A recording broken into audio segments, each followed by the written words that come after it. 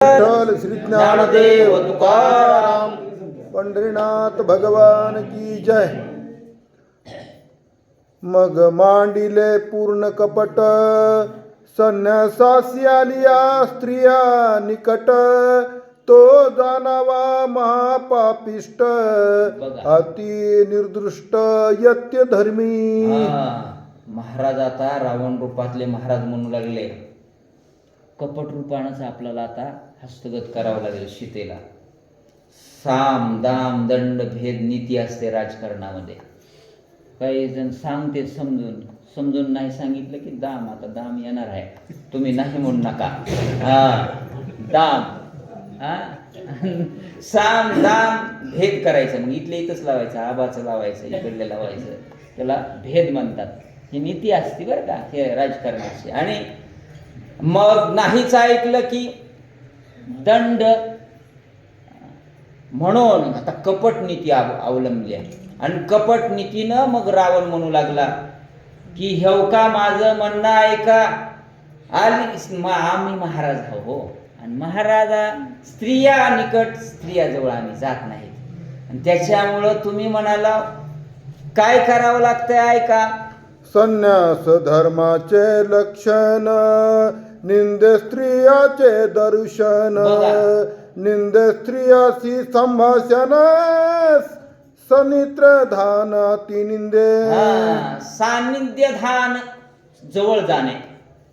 ते महाराज झालेला कपट रूपातला रावण सांगायलाय निंदे स्त्रियाशी भाषण, आम्ही स्त्रियाच्या जवळ जात नाही.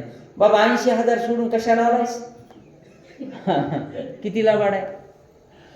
मंदोदर की सोडल्या महाराज झालाय आणि इथं सांगायलाय आम्ही स्त्रियाशी बोलत नाहीत, आम्ही स्त्रियांच्या हातचं चहा पेत नाहीत, अमुक करीत नाहीत. हे महाराज झालेला रावण कपट रूपानं आपलंस करण्यासाठी सीतेला काय काय म्हणू लागला ऐका. श्रीराम प्रमार्थी नेटका तरी का धर्म आड ठेविली रेखा. याच विसीची आशंका पाळे न देखा जावया. बाई म्हटले तुम्हाला एक विचारू का. तुम्ही धर्मात म्हणाला राम, नेटका म्हणाला, रणरंगधीर म्हणाला. मग रामानं ही जात असताना रेखा आडच आहे ना हो. होय, धर्माच्या विरुद्ध काम केलं की महाराजाचं म्हणणं व्यवस्थितपणानं मांडू लागला. रागराग करणं गेला. साध्य करायचं नाही एखादी गोष्ट, रागराग करून जमत नसतं. स्तुती करावं लागते. तसं काय काय म्हणू लागला रावण. यावनीचे राक्षसवासी भीत भीतालो मी यावनीशी. तुम्हा देखुनी मनुष्य वेशी येथे भिक्षशी मी आलो. आम्ही येते आहे. आणि मग आम्ही एकंदरीत इथं राहणारे नाहीत. भीत भीत भीत ह्या का वनामध्ये तुम्हाला बघितलं. तुम्हाला बघितल्याच्या नंतर वाटलं इथं घर दिसालंय बाबा. पंचवटिका दिसाल्या, काहीतरी खाला मिळेल म्हणून आलोय मी. खरा आलाय का? कशासाठी आलाय? हरण करायला आलाय. पण महाराज इतका मस्त बोलू लागला.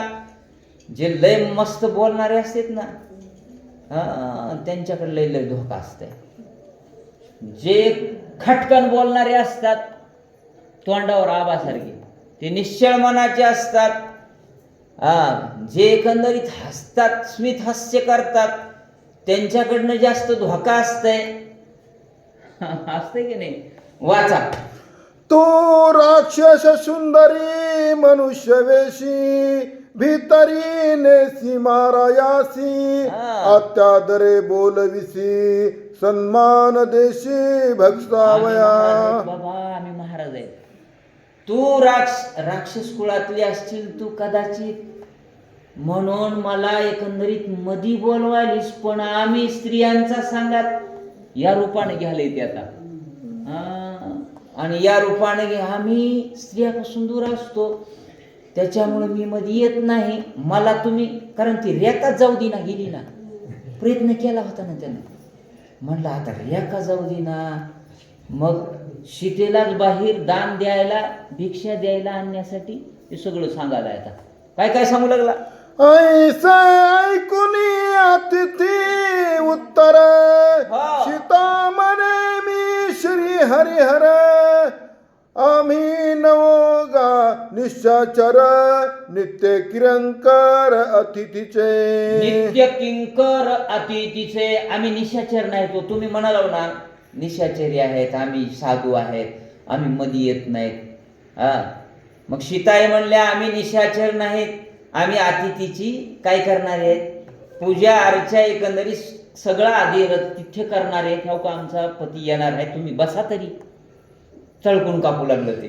पती म्हटलं, राम म्हटलं की त्याला भीती वाटू लागली, कव्हा येतंय की मग आपलं काही खरं. बसा महाराज हो का, सीताई म्हणू लागल्या. मग सीता नावया रेखे बहारी रावणे बुद्धी योजली पुरी सुधेने पिळलो हो भारी बघा. डोळा अंधारी येतसे. महाराजांनी तिसरा एकंदरीत नकरा सुरू केला भिक्षुक रूपातल्या. ह्याव का तुम्ही देतच नसाल आता भिक्षा, पाणी तरी द्या की. मला अंधारी यायला चक्कर यायला हो का पडतोय बघा, मला पाणी तरी द्या की तुम्ही. त्याच्या म्हणणं बाहेर आली की आपण हरण करायचं हे नकरा सुरू केला त्यानं. काय काय म्हणू लागला, जरी कृपा आहे अतितासी हा. बाहेर आणून भिक्षा देशी बघा. तरी गंगा तिरी सावकाशी निज आराशी करीन. हो का बाई साहेब, तुम्ही अतीत म्हणाला ना, मी अतीतच आहे.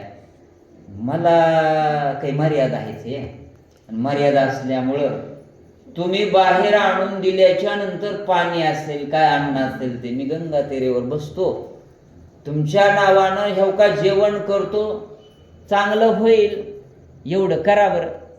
बाहेर येण्या कोणत्या तऱ्हेनं बाहेर येईल सीता याचीच वाट बघू लागला ते. काय होतंय ऐका.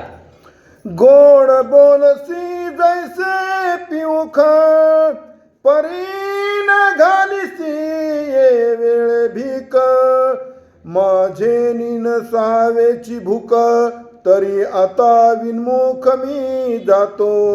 म्हणला परत जाऊ का, गोड गोड बोलायच म्हणला विष असते, ते हळू हळू हळू चढत राहते. तसं बोलायचं बोलाली सही आणि द्यायला मात्र येईना झालीस माझे मी जातो. मग तुम्हाला पाप लागल. साधू गेला म्हणून किती नखरे आहेत त्याचे रावणाचे. जा मी जातो परता विमुख, नग तुमचं काहीच नग मला. ह्या स्तराला आला रावण. महिला नग म्हणले असले बरोबर त्या महाराजानं म्हणा माय चालला महाराज महाराज महाराज नसतेच ती. काय करू लागला बर का रावण ऐका. मग सीता म्हणे स्वामीनाथ विमुख व वचव सर्वथा रेखा उल्लंघोनी तत्वता भिक्षा निज स्वार्था देईन. बघा बरोबर भळली का नाही. म्हणले तू विमुख जाऊ नका, विमुख जाऊ नका, अतिथी विमुख जाणं योग्य नाही. मीच रेखा उल्लंघोनी तत्वता, मीच रेखा उल्लंघन करते म्हटली.